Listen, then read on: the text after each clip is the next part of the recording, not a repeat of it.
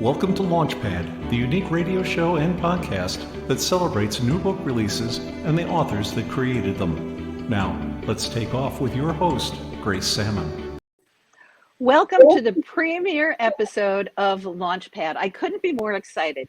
Today we have four amazing authors who will bring you their stories of their book stories, their launches, and their entire episodes about how they have worked to get their books to today.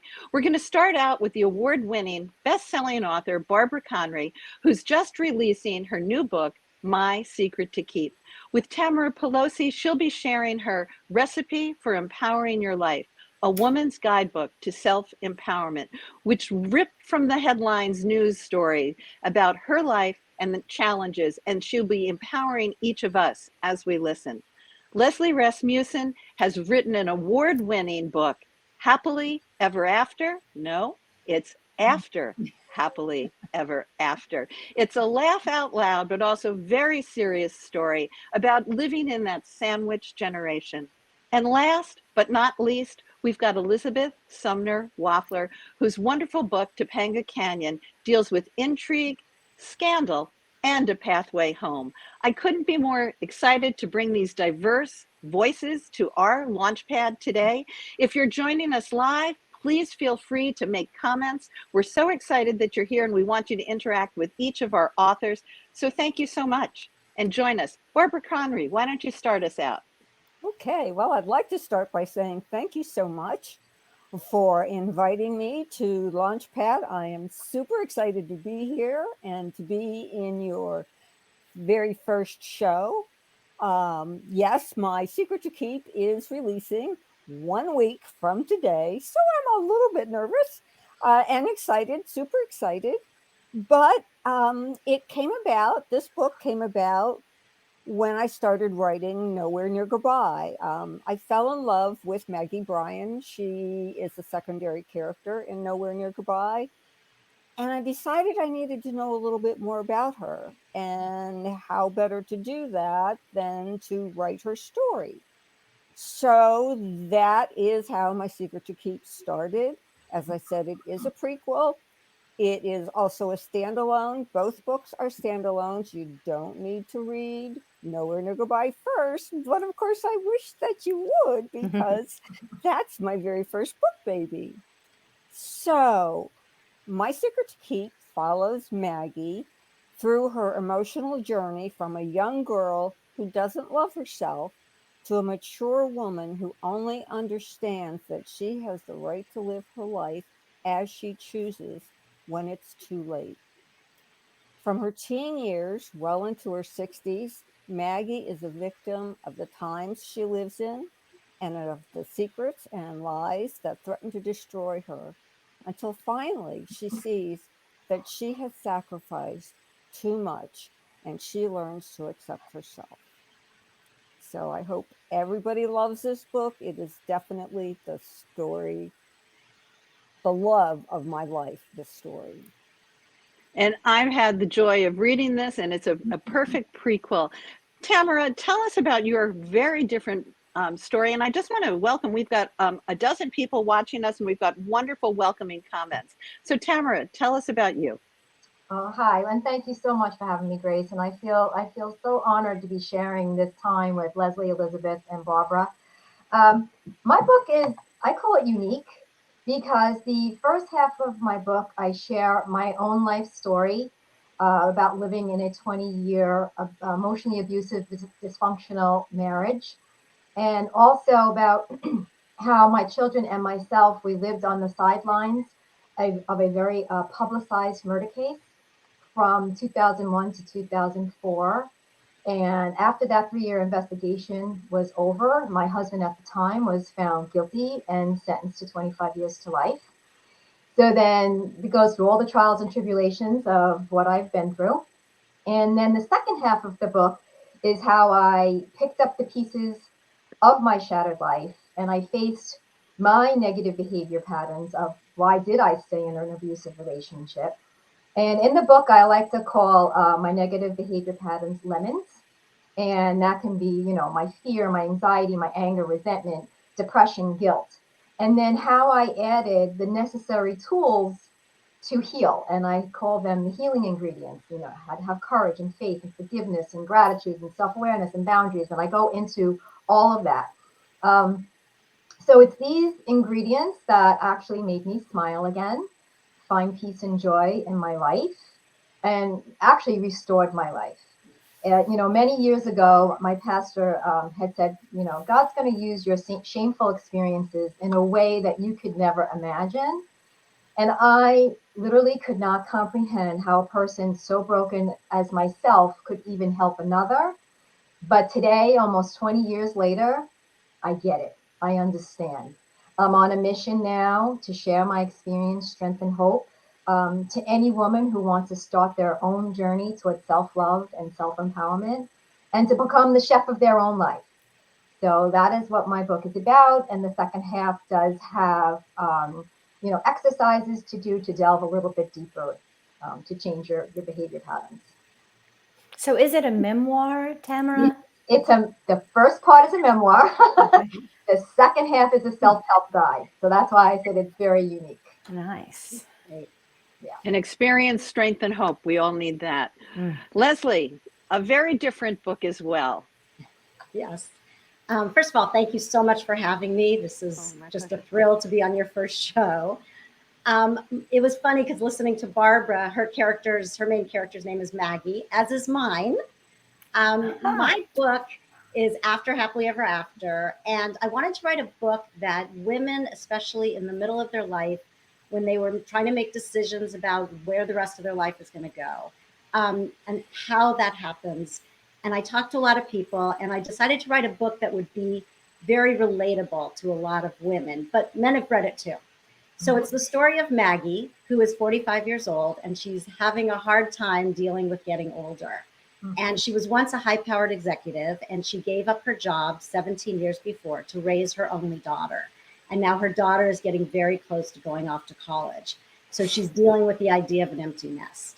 She has a marriage which has always been wonderful, but her husband lately has been going through something that he hasn't communicated to her, and she's not exactly communicating to him. So they're both at this impasse where they're not really talking. And she knows he's hiding something, but she can't really figure out what it is. And so she's dealing with that. She's also dealing with a narcissistic mother and a brother who resents her, and she doesn't know why. And the one person in her life who is really important to her is her father. And he starts to have these medical issues, and she has to deal with that also. So Maggie's at this crossroads in her life, trying to figure out where to go with her life. And all these things overwhelm her. And she begins to kind of go down the rabbit hole. And she starts to make these decisions that could blow up the life that she has always loved and built. And she doesn't know what this journey is going to take her on. And the book really deals with the sandwich generation, empty nest, marriage, long-term marriage, family, and aging parents. And so that's why I wrote the book, though, is so a lot of people could really feel like they weren't alone in the world dealing with all these things. It's very relatable, and I found it amazing that I could be laughing out loud. You do a beautiful job with humor in the middle of all of this. And our audience is growing today. We've got a lot of people who are saying, glad they've made it. Hello, to Maggie's. Very relatable books. And now, Elizabeth, tell us about your book. Last and definitely not least. I'm also honored to be here with all of you, and Grace, you're the best. Thank you. Congratulations on your first show. So I want to tell you about Topanga Canyon. It's first a mother-daughter story, and it's told from the point of view of both Dare, the mother Dare, and her estranged daughter Caroline. I couldn't resist naming the main character Dare because I had a tagline that I imagined before I ever put my hands on the keyboard. And that tagline is, Prim Candy Empire heiress Dare O'Day has never done a reckless thing in her life. Or so her estranged version 2.0 hippie daughter Caroline believes. So Dare is this frugal features editor, even though she's an heiress. She's a features editor for a small town Virginia newspaper. and she's helplessly involved in a scandal that rocks her world. She needs to get out of town fast. Acting on a hunch that it could be her last chance to build an authentic relationship with Caroline, Dare and her one-eared rescue dog head for Caroline's intentional community in California named Crutopia. And Grace, I wanted to mention, our books have this in common. Grace has painted this beautiful picture of an intentional community with elderly people. And in the eaves, of course. And I believe this practice originated in Sweden, but it's really caught on and is still catching on in the U.S. as groups of friends they want to care for each other as they age, instead of going into like assisted living. But at Crutopia, Caroline lives with other millennials, including her hot surfer boyfriend, Griffin, who shares the same values such as sustainability, but also work remotely at real jobs on their computers. So Dare arrives, and she is a total fish out of water here. Where the crew raise and chase chickens, use only natural products. Dare's always looking for Febreze, where they want to use sage to, purify their home. And they raise and chase chickens and grow much of their own food in this riotous garden where dangerous creatures often lurk. So you'll find intrigue, suspense, and a life-changing second chance romance for Dare. I love second chance romances. In my favorite flashback character, we meet Dare's mother, Candy Company CEO mother, Taffy Marston. The matriarchal detachment began with her aloof parenting of Dare that influenced Dare's ability to connect with Caroline. But her 18th summer, Caroline sneaks away to meet for the first time her grandmother, now retired, and she finds this overall wearing bohemian Virginia gardener, and she picture Weezer in Steel Magnolias, and she's like that, but she's sweeter. So lots going on in your book that I can already relate to so many of the other books. Scandal. I'm going right back to Tamara here. So we have these 4 very different books. And what I like to do in every single one of my episodes, whether it's on the storytellers or now as we launch into Launchpad, is to build some commonalities between things. So Tamara, I'm going to go back to you. Tell us a little bit more about your book and tell us where the connections are, perhaps, that you might hear between some of your other authors here today. Well, I hear the connections because they are making, they have these stories and just such great storylines. It sounds, but my storyline is my life. And, so it's not, it's all true what I'm writing. So I think that's the difference. But you have these characters that you've fallen in love with and that, came to life for you in this storyline. And it's so great. But for me, my storyline is my life, but it was very cathartic for me when I wrote the first half of the book. And then very rewarding to be able to then take what I've learned and be able to hopefully pass it on to somebody else. I can't imagine, or I don't know about the other authors here, to have been torn really from the headlines. And also you talked about living on the sidelines, because each of us, who are authors, our characters are quite real to us. But it's very, very different when you have lived a life where your husband is convicted of murder and you have children to raise as well. Are there some secrets to turning your lemons into lemonade, if you will? The secrets, well, I had to have a lot of faith. And I think what happened was, living in a 20-year, after, he was sentenced, I really had to take a look at my life. Like, why did I stay in an abusive relationship? And, it wasn't what he actually did. It's why was I there? Why did I allow it? So it was a lot of peeling of the onions, a lot of digging deep and really coming to terms with all my behaviors, accepting them, but then moving forward, not beating myself up. And I hope your book will be cathartic for other women who have been in similar situations. Yes, and I always say you don't have to live through a murder or have your husband be convicted of a crime to be able to get something from the book. That's just one part of my story. Right, and you found your voice, which I think a lot of times in my book, my character also learns how to find her voice. Right. Because she has pushed it down for 17 years because she doesn't know who she is anymore. Yes. So I can totally understand in your book how it took you a while to get through all that and then find out who you were. Yes, exactly. And Barbara has a little bit about that in her book too, but I want to say that I don't know who's saying this, but we have someone who's offered to review the books and books and more with Jewish ladies. So please direct message me afterwards and I'll make sure you know how to get in touch with these ladies so that you can do that. That's quite a generous offer. We're so happy to have you. And for those people who we can see your names, it's great to have you as well. Barbara, you have a story very much about finding out who you are and finding your voice. Tell us more about that. Well, first, I want to say we do have a connection here because we're all talking about family. Mm. And when you think about it, so many books that we write are about family because what's the most important thing to us? And that's our connection, I think, here. That's our connection with society. That's our connection with our readers.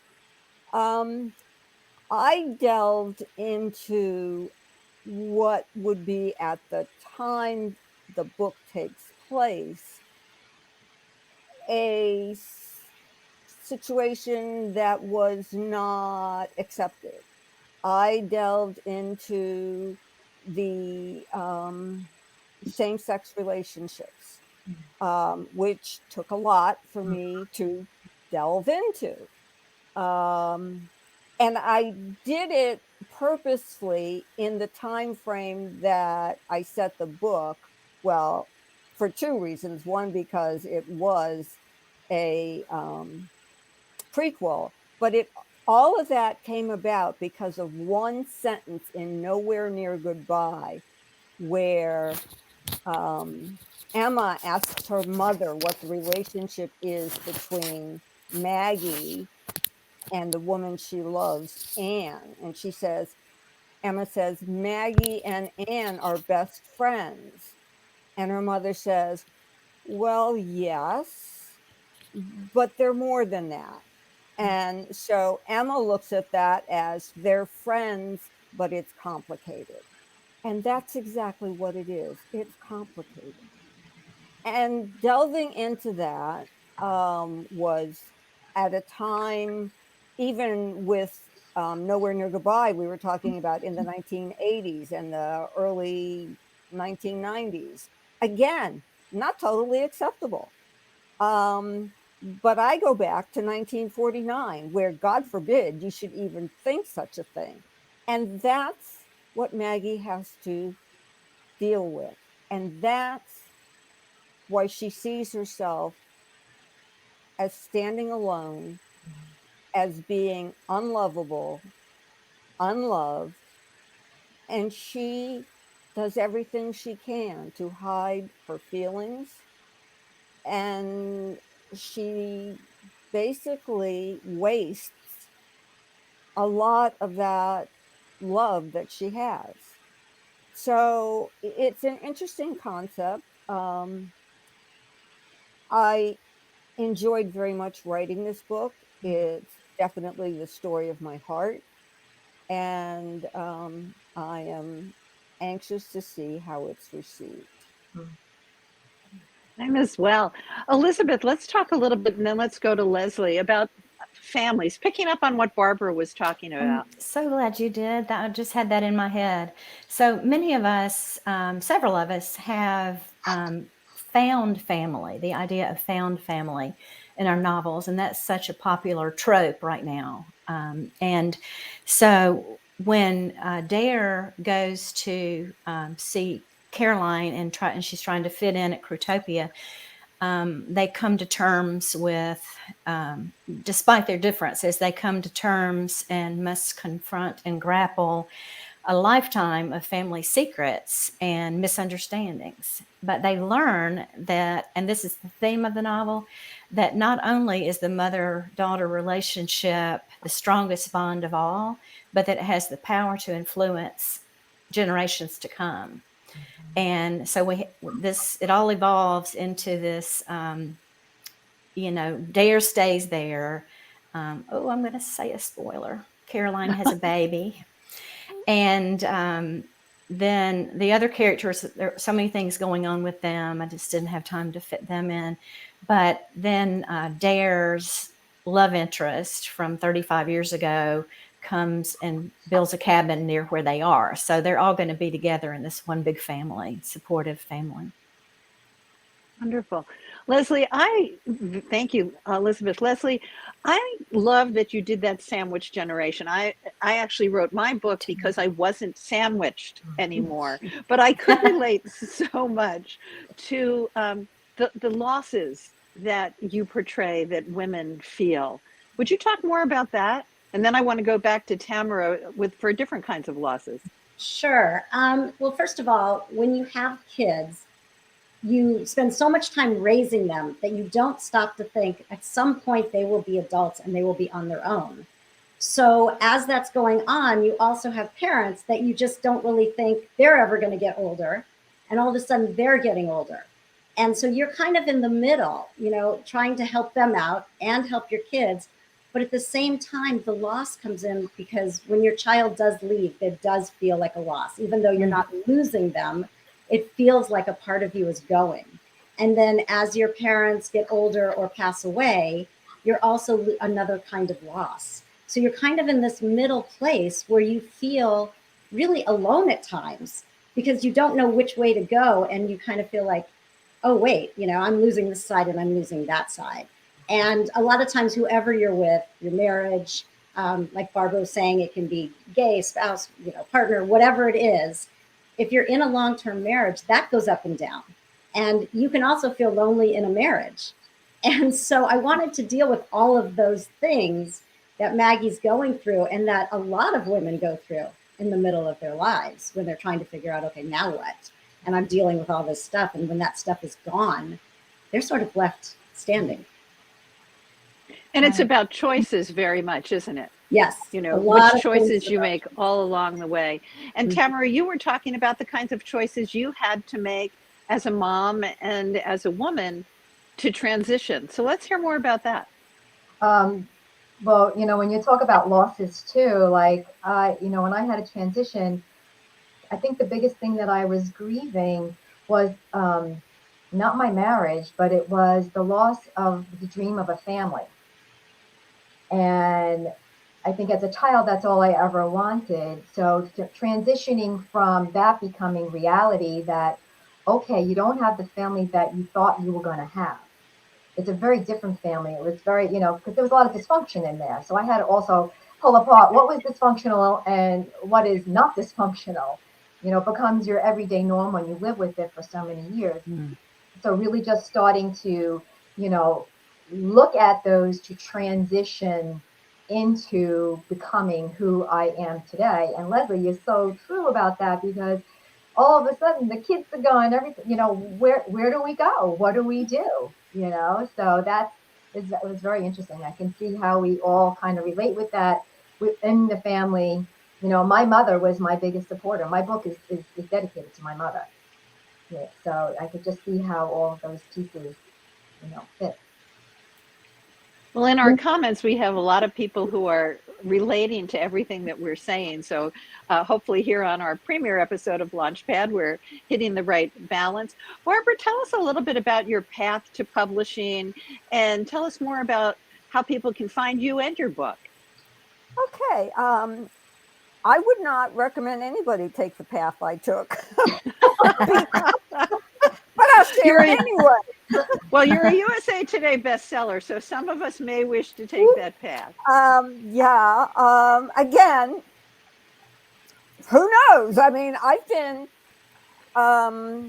been blessed. I've been extremely lucky. I've always wanted to write, and I wrote just for myself. I wrote for some of the careers that I've been in, but not fiction, obviously. And I didn't start writing seriously until I retired, which was at age 64. And I wrote my first book, the, instant USA Today bestseller, took me 6 years to write. That's how instant it was. And I did everything wrong when I wrote that book. In fact, a very good friend of mine, a member of Bookish Road Trip, Wendy Gold Rossi, was the very first person I gave my manuscript to. And she was so kind. She had it and she had it and she had it. And I never heard from her. And I thought, oh my God, she hates it. And finally, she contacted me and she said, maybe you need to rethink this, because I thought you just sat down and you wrote your story. I knew nothing about pacing and Pacing, tension, yeah. nothing. So I learned. So I said, okay.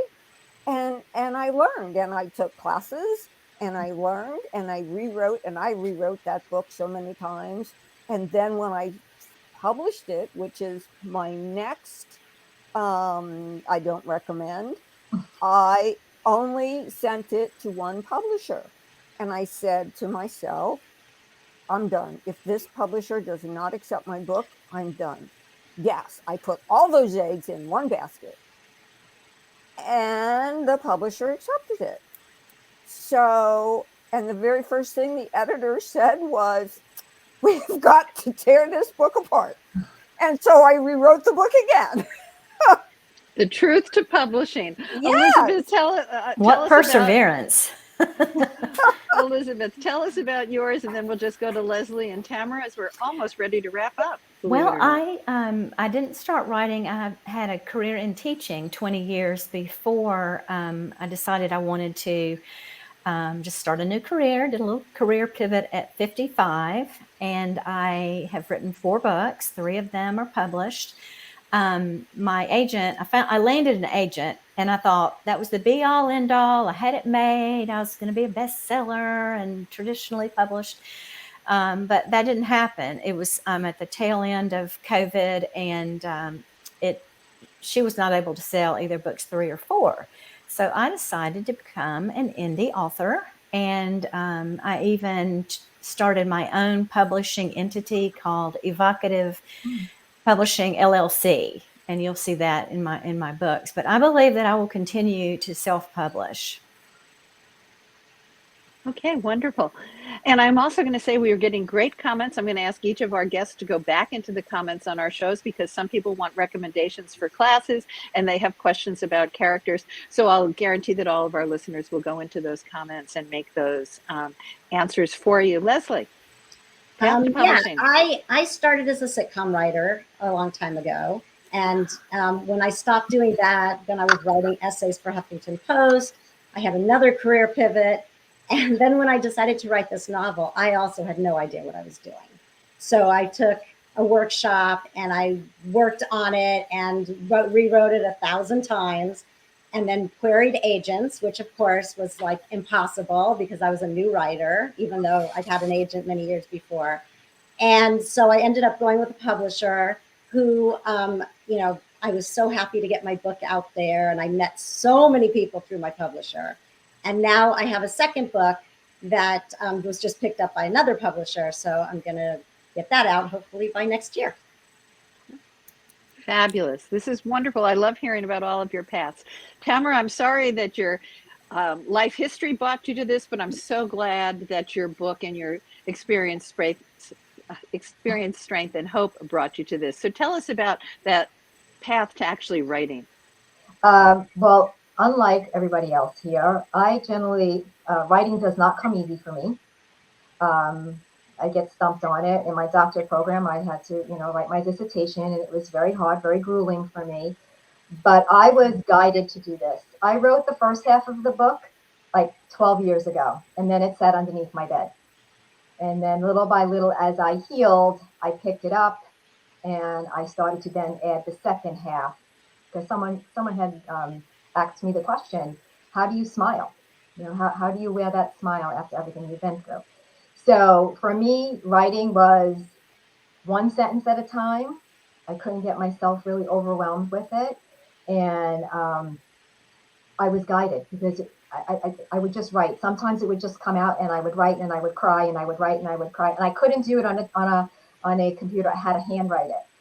So I don't know why, but that's just how I was. And I have all my manuscripts, so it's really interesting. And then a friend of mine had recommended me to a publishing company who picked it up. So that's my story. A little bit different from everybody else's. So I am not your true author who loves writing. But you are a true author, as are each of you. I could not thank each of you enough, and for each of our guests. We have over 24 people who have spent time with us today. This has been the premiere episode of Launchpad.